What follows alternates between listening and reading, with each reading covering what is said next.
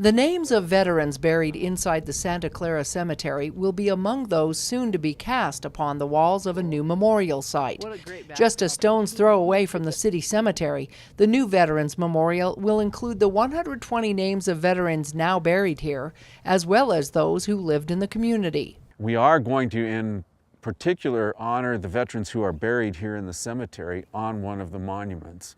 So we'll have their names there at no cost to their families. But other veterans can have their names engraved, the only criteria that we've come up hard and fast is they had to live in this community. The project has been in the works for the past 8 years. Thanks to help from city workers, it's finally becoming a reality. So our public works crews have done the over-excavation, they've done the compacting, they've put in all of the footings and electrical conduit. So all of the base for this monument is being done with city-donated labor.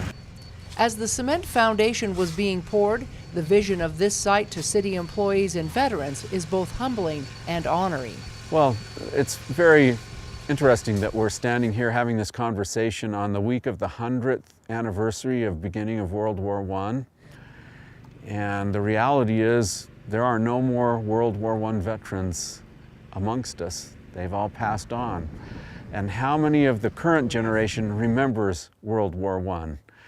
And that's why I think these memorials are so important, because eventually that memory fades.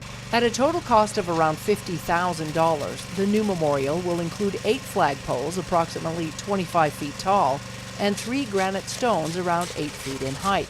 The flags will be a prominent fixture for those who drive up Old Highway 91. And what you see there are 7 flagpoles, so we have all of the branches of service represented on those flags, and then, of course, the country's flag in the center. The city has already funded around $30,000 and is seeking support to cover the final costs of the project. Those interested in donating can contact the city or buy a brick or a name to go on the memorial. 3 upright monuments, and one of those monuments will allow for names to be engraved. Then we have paving stones.